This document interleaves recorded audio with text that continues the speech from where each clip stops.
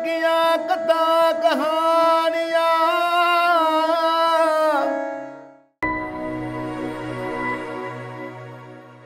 दे शिवा बर मोहे एह शुभ कर्मण ते कबहू ना टरों अरसों जब जाए लरों निश्चय कर अपनी जीत करों। काबिले अदब परम सन्मानयोग गुरु प्यारे गुरु सवारे सतसंगी जनों, गुरफतेह प्रवान करो। आखो जी वाहिगुरु जी का खालसा वाहिगुरु जी की फतेह। आपां चमकौर साहब जी दे जो महान शहीदां नूं ਵੱਡੇ ਸਾਹਿਬਜ਼ਾਦਿਆਂ ਦੀ ਸ਼ਹਾਦਤ, ਮਹਾਨ ਗੁਰਸਿੱਖਾਂ ਦੀ ਸ਼ਹਾਦਤ, ਉਸ ਨੂੰ ਚੇਤੇ ਕਰ ਰਹੇ ਹਾਂ। ਇੱਥੋਂ ਤੱਕ ਆਪਾਂ ਇਤਿਹਾਸ ਦੀ ਲੜੀ ਸਾਂਝੀ ਕੀਤੀ ਸੀ ਕਿ ਮਹਾਰਾਜ ਰੋਪੜ ਦੀ ਧਰਤੀ ਤੋਂ ਚਮਕੌਰ ਸਾਹਿਬ ਵੱਲ ਨੂੰ ਤੁਰੇ ਨੇ ਅਤੇ ਚਮਕੌਰ ਸਾਹਿਬ ਦੀ ਧਰਤੀ ਦਾ ਜੋ ਇਤਿਹਾਸ ਆ 8 ਪੋਹ ਦਾ, ਉਹ ਆਪਾਂ ਸਾਂਝਾ ਕਰਨਾ ਹੈ। ਤਾਂ ਗੁਰੂ ਬਖਸ਼ੀ ਫਤਿਹ ਪ੍ਰਵਾਨ ਕਰੋ। ਆਖੋ ਜੀ ਵਾਹਿਗੁਰੂ ਜੀ ਕਾ ਖਾਲਸਾ ਵਾਹਿਗੁਰੂ ਜੀ ਕੀ ਫਤਿਹ। ਜਦੋਂ ਮਹਾਰਾਜ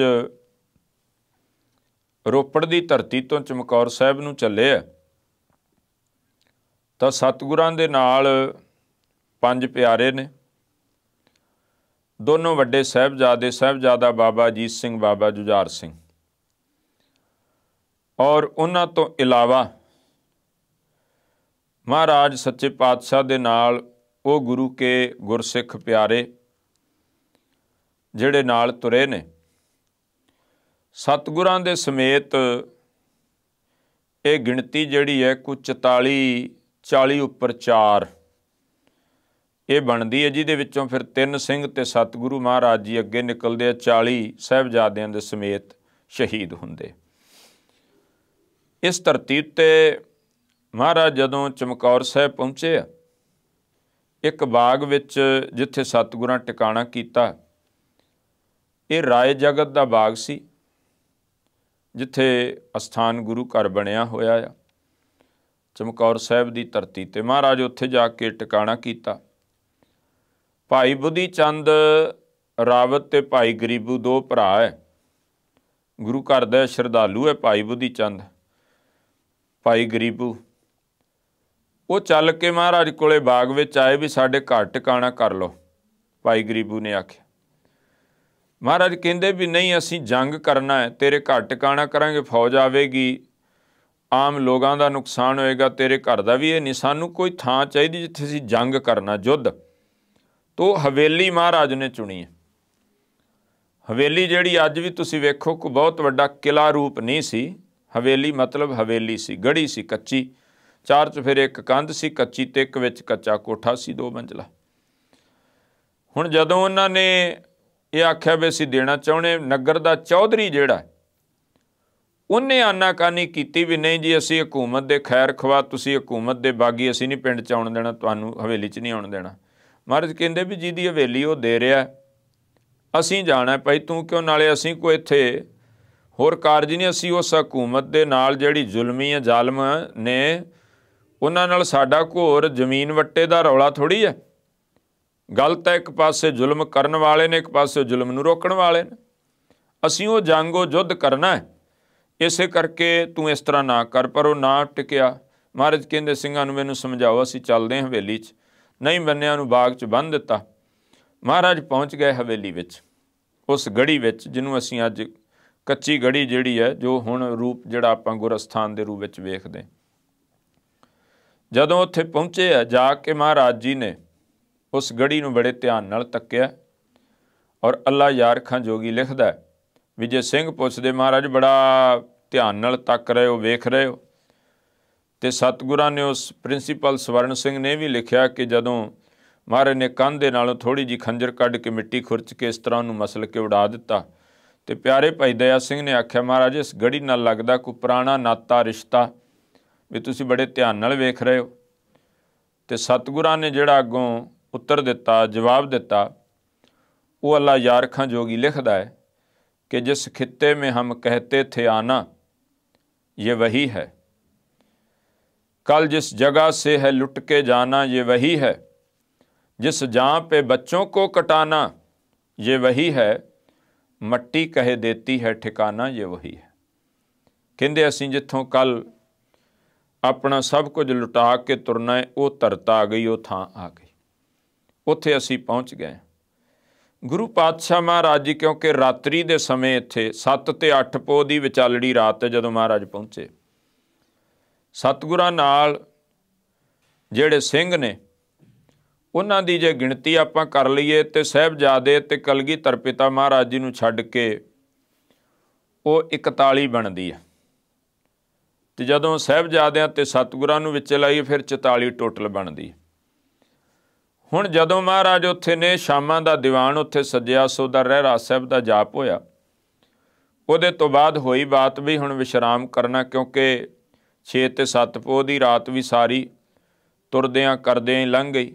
ਜਿਉਂ ਅਨੰਦਪੁਰ ਸਾਹਿਬ ਤੋਂ ਤੁਰੇ, ਨੀਂਦਰਾ ਵੀ ਹੈ, ਸਫ਼ਰ ਵੀ ਕੀਤਾ, ਲੇਟਣ ਲੱਗੇ।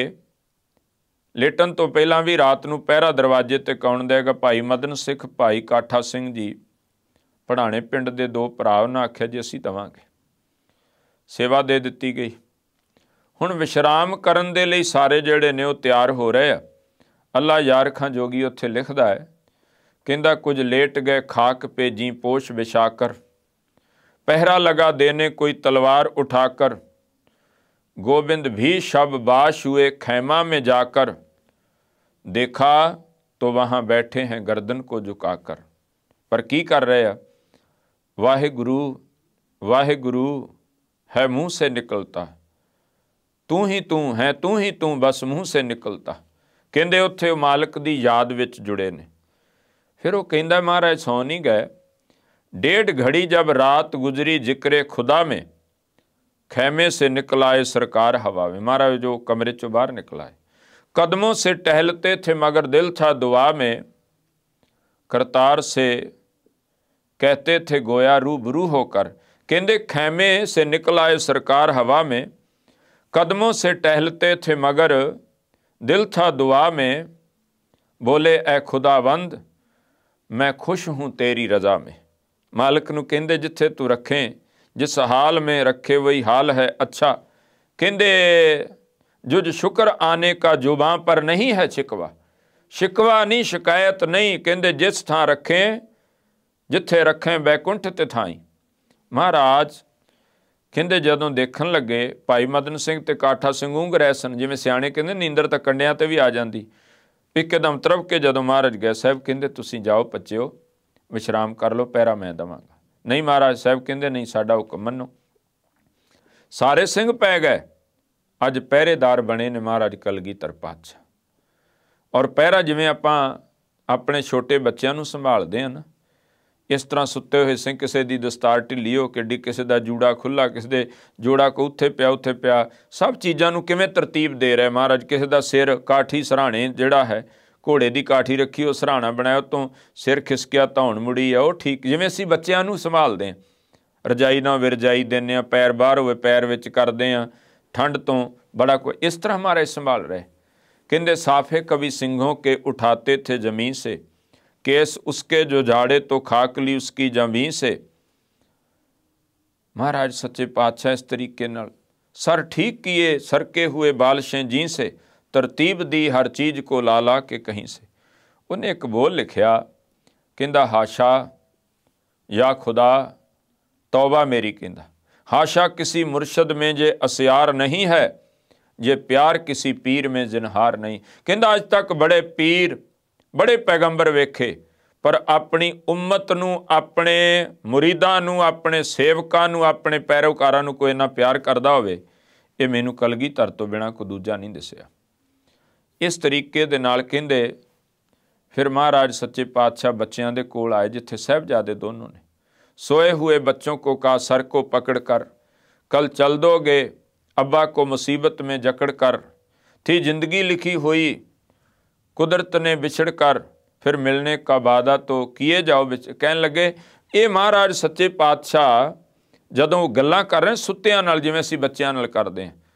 सोए हुए बच्चों को कहा सर को पकड़ कर, कल चल दोगे अब्बा को मुसीबत में जकड़ कर, थी जिंदगी लिखी किस्मत ने उजड़ कर, फिर मिलने का वादा तो किए जाओ बिछड़ कर। कहते फरमाते थे कल दोनों ही परवान चढ़ोगे, दुख भोगेंगे हम खुल्द में तुम चैन करोगे, सपने में आकर खबर कभी अब्बा की भी लोगे। कहते महाराज कह रहे सन, ए प्यारे अजीत, ए जुझार प्यारे, हम कहते हैं कुछ सुनते हो दिलदार प्यारे।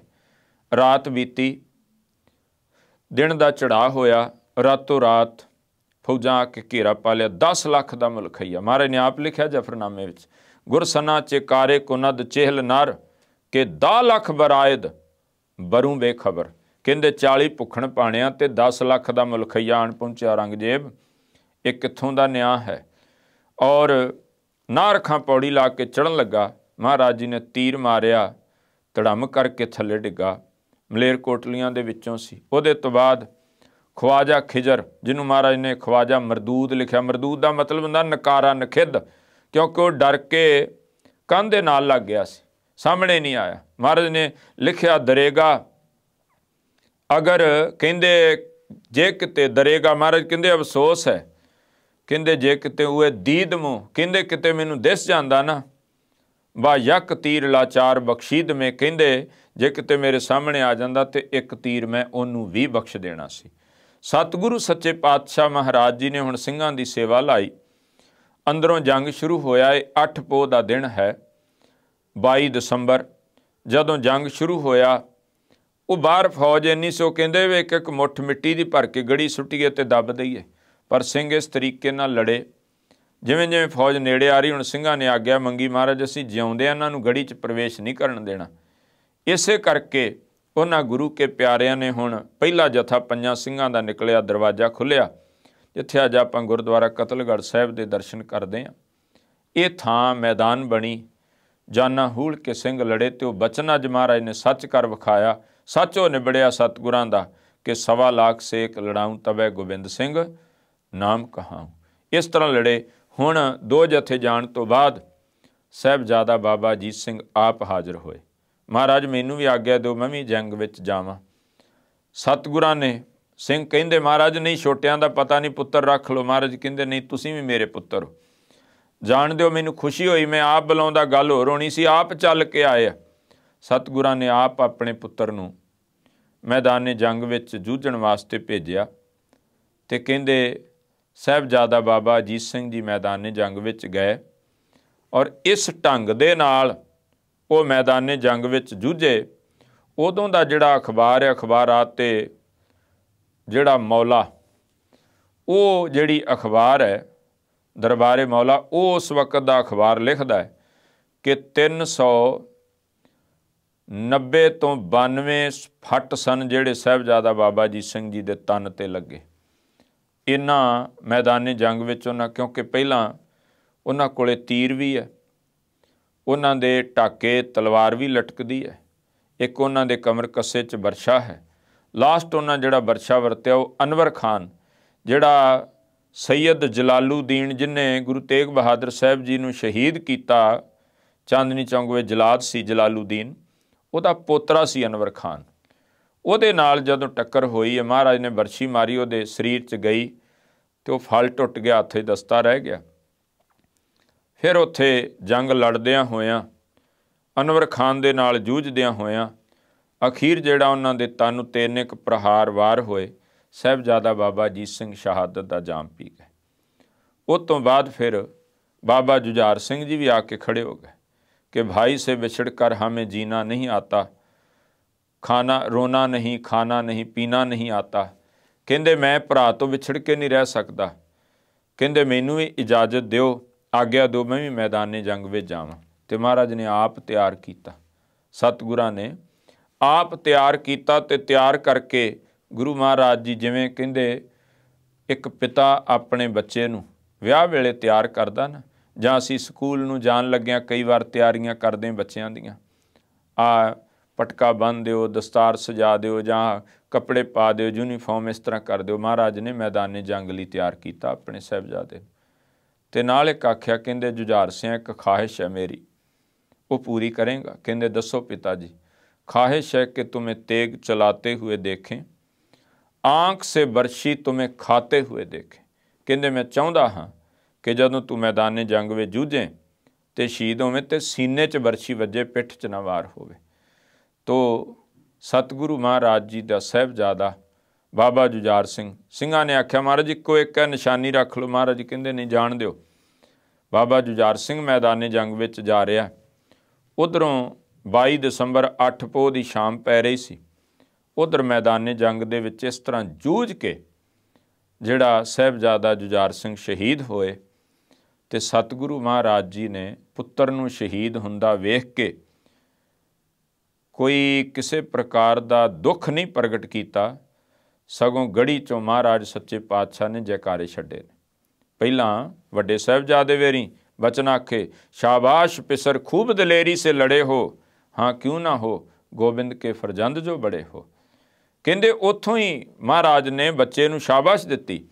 और जदों छोटा भी शहीद होया तो महाराज आप उतरे, आप जान लई तैयार होए। तो नाल सोहण सिंह सीतल होना ने जिहड़े बोल लिखे ना, हस शहीदी पा गया जद लाल छुटेरा, अखां सामे हो गया वो बेरा बेरा, उंगली ला के लै गया उन्हूं वीर वडेरा, हथ बन बोले सतगुरु वाह भाणा तेरा, हुक्म रजाई चलना जो करें चंगेरा।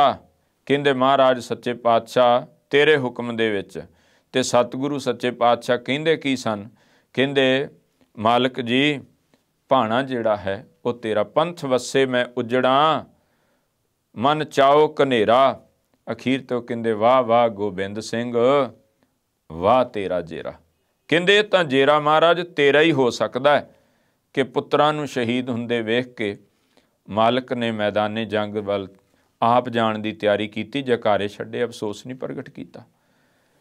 शहादतां होण तो बाद महाराज आप तैयारी कर रहे हैं, पर ਸਿੰਘਾਂ ने बेनती कीती महाराज इत्थे हुण दो प्यारे ने, प्यारे भाई दया सिंह भाई धर्म सिंह, भाई मान सिंह भाई संत सिंह ते भाई संगत सिंह, क्योंकि तीन प्यारे शहीद हो गए ने।